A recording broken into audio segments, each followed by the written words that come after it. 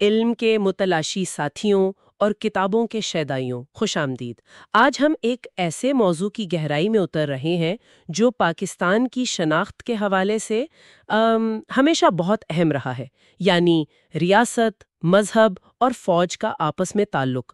یہ ایک کافی کہہ لیں پیچیدہ جال ہے جسے آج ہم سمجھنے کی کوشش کریں گے۔ یقیناً، اور اس سمجھنے کی کوشش کا جو محور ہے وہ حسین حقانی کی کتاب ہے پاکستان، مسجد اور فوج کے درمیان۔ یہ کتاب پاکستان کی سیاسی تاریخ پر ایک خاص زاویے سے نظر ڈالتی ہے، ٹھیک، خاص طور پر ان قوتوں پر جنہوں نے مصنف کے مطابق ملک کی سمت متعین کرنے میں کردار ادا کیا۔ تو آج ہمارا مقصد کیا ہے؟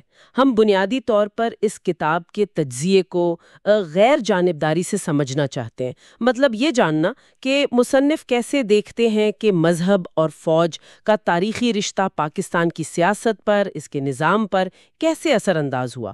ہمارا زور کسی تنقید پر نہیں بلکہ سیکھنے، سمجھنے اور غور کرنے پر ہے۔ جی بالکل۔ کتاب کی جو مرکزی دلیل ہے وہ یہ کہ پاکستان کی فوجی اسٹیبلشمنٹ اور مذہبی طبقوں کے درمیان ایک گہرا تاریخی اتحاد قائم ہوا۔ مصنف کا کہنا ہے کہ اس اتحاد کی بنیاد پڑوسی ملک ہندوستان سے جو مخاصمت ہے اور جو اندرونی سلامتی کے خدشات سمجھے گئے ان پر رکھی گئی۔ اچھا، تو یہ اتحاد بنا کیسے؟ مطلب کتاب اس کی جڑیں کہاں دیکھتی ہے؟ کتاب ہمیں تاریخ میں پیچھے لے جاتی ہے۔ قیام پاکستان کے فوراً بعد ریاست کو ایک مشترکہ قومی شناخت کی ضرورت تھی، خاص طور پر ہندوستان کے مقابلے میں تو اسلام کو ایک کلیدی عنصر کے طور پر استعمال کیا گیا۔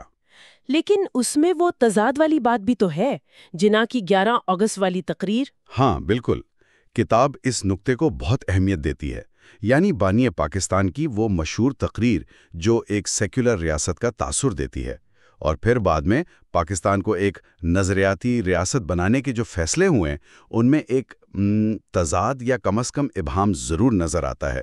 مصنف کے مطابق جناح کے بعد جو قیادت آئی وہ شاید اس سمت پر پوری طرح آپ کہہ لیں متفق نہیں تھی یا واضح نہیں تھی۔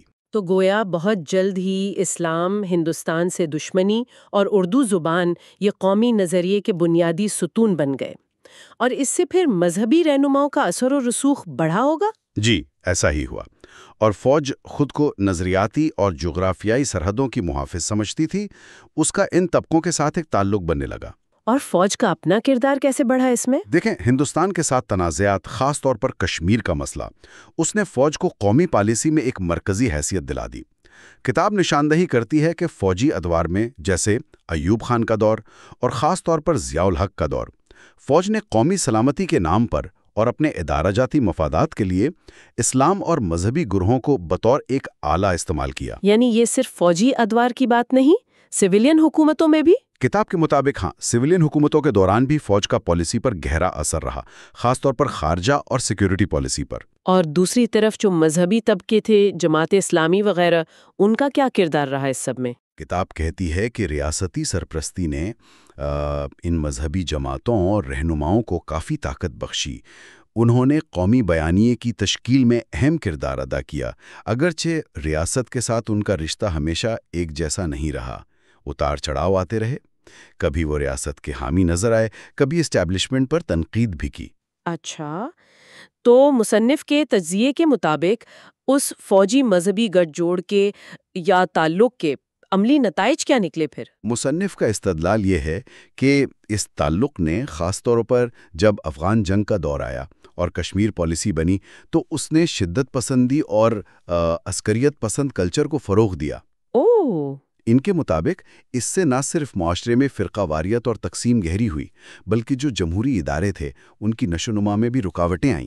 کتاب اس بات پر بھی زور دیتی ہے کہ کیسے مختلف رہنماؤں نے اپنے اپنے مقاصد کے لیے اس مذہبی قوم پرستی کو استعمال کیا، اور اس کے نتائج بعض اوقات وہ نہیں نکلے جو شاید سوچے گئے تھے، قابو سے باہر ہو گئے۔ جی بالکل، مصنف 1971 کی علیحدگی ہو، 1977 کی تحریک یا ضیاء دور کی اسلامائزیشن، ان سب میں اسی تعلق کے اثرات دیکھتے ہیں، اور یہ سلسلہ کتاب کے مطابق 80 اور 90 کی دہائی کی سویلین حکومتوں کے دوران بھی کسی نہ کسی شکل میں جاری رہا۔ یعنی فوج اور اس کی ایجنسیاں، خاص طور پر ISI، سیاسی منظرنامے پر اثر انداز ہوتی رہیں اور اپنی خارجہ پالیسی خاص کر افغانستان اور کشمیر پر جاری رکھنے کے لیے مذہبی گروہوں کا استعمال کرتی رہیں۔ تو خلاصہ یہ کہ یہ کتاب پاکستان کی تاریخ میں فوج اور مذہبی عناصر کے درمیان جو پیچیدہ اور گہرا تعلق رہا ہے اس کا ایک تفصیلی جائزہ پیش کرتی ہے۔